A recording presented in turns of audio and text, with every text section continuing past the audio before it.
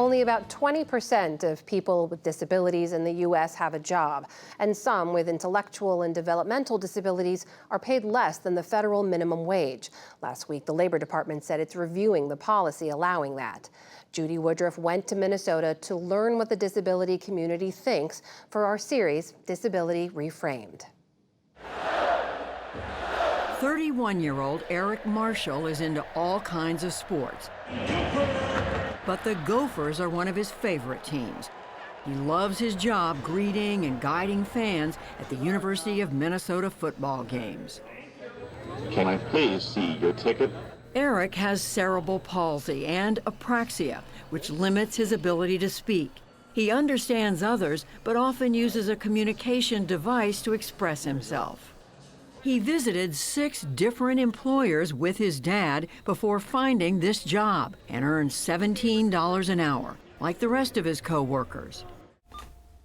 It was difficult to get the employer to understand the value I could bring to the job, but I was persistent. It was also hard when changes happened at work, but with patience and training, I was able to succeed. Before this, Marshall worked in what's known as a 14C program, where he was paid below minimum wage to place labels on bags of bagels. In the working out of a great national program, Section 14C of President Franklin Roosevelt's Fair Labor Standards Act made it legal to pay workers with disabilities less than the federal minimum. It was designed to help wounded war veterans get access to jobs. There are now some 42,000 people in 14C work nationwide. The average hourly wage of a person working in the program is $4.15, but more than half earn less than $3.50. It was strange because we'd get these little checks for 14 cents, 15 cents, things like that, and I'm going, now what is he doing exactly here? Kevin Marshall says while some of his son's first jobs were training opportunities, he was surprised by just how little Eric was earning. I guess the other side of it was that he was ready and able for some more challenges. Essentially, he can't walk or talk, yet he has the ability to get out there and do a job of this structure and type. And it's all about to have the right training and the right supports around him. Supports like his fellow co-workers and job coaches that step in if Eric needs help. Today, almost all 14C workers have an intellectual or developmental disability, and critics have long said no one should be paid that little.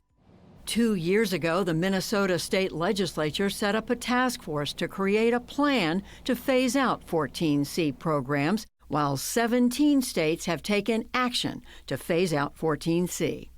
The issue around increasing wages for people with disabilities is really just a human rights issue. Jillian Nelson was diagnosed with autism when she was 21. Today, she co-chairs Minnesota's task force on eliminating sub-minimum wages, a group that has called for a slow phase-out of the 14C program. When it happens suddenly and without planning, that's when people's lives crumble.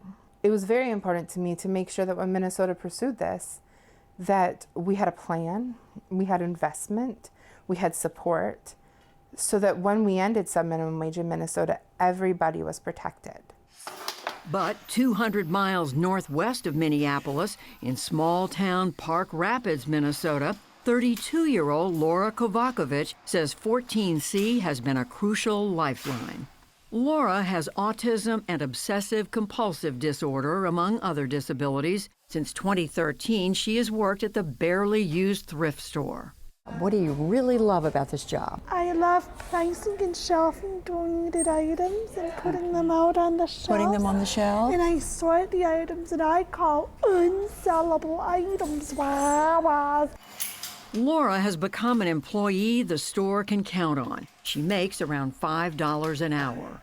Laura, if you couldn't do some of the jobs that you do now, what would you think about that? How would you feel about that? I'd be very sad if I could no longer work there. I can't and don't want to work in a competitive job in a competitive community because job supervisors who don't understand my disabilities would not know what to do if I get upset or anxious easily. Laura got this job and another one making rugs through the Hubbard County Developmental Achievement Center, or DAC. The nonprofit provides day programs and job services to people with disabilities. Wages here are dependent on productivity levels, a process that is approved by the U.S. Department of Labor. Twice a year, employees undergo a wage review, and the center is also required to talk to them about other employment opportunities.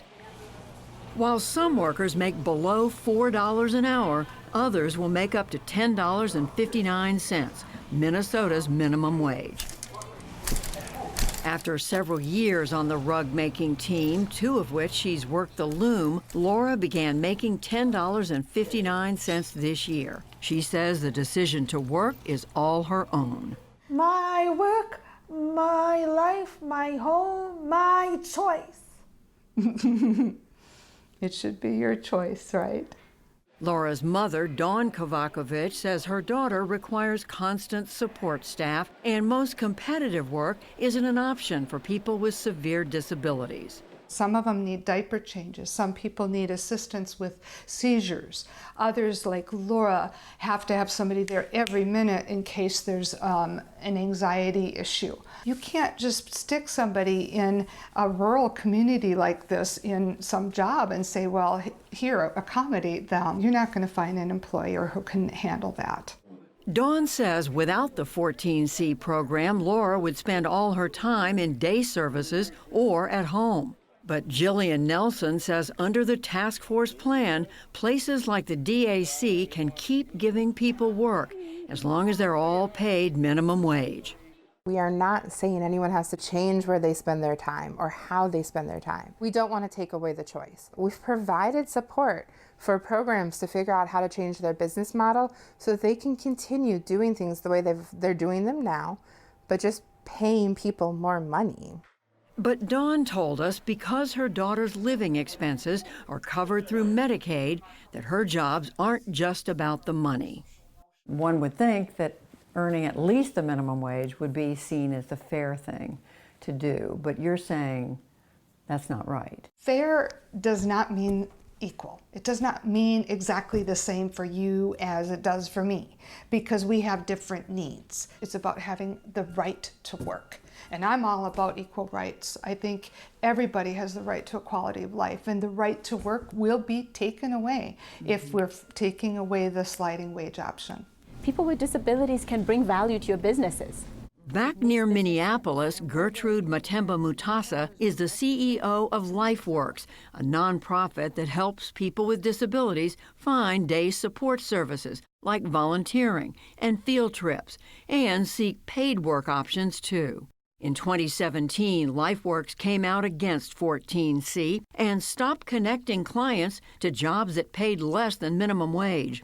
88% of the employers we were working with transitioned to minimum wage, and they are thriving.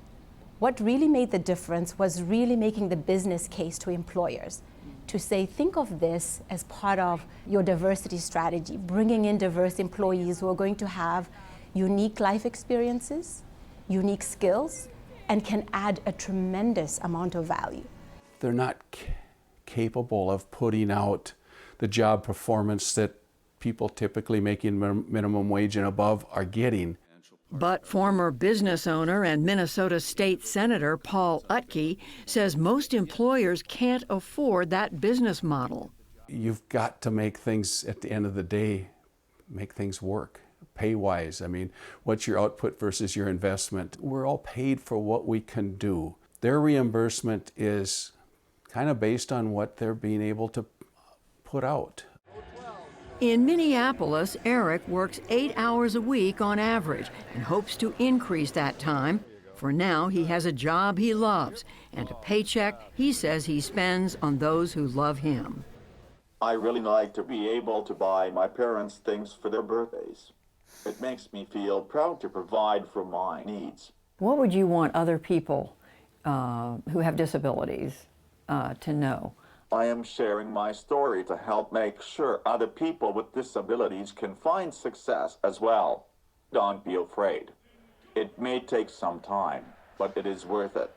Just what opponents of 14C programs want to hear, even as some families worry other meaningful jobs for people with disabilities will go away. For the PBS NewsHour, I'm Judy Woodruff in Minneapolis and Park Rapids, Minnesota.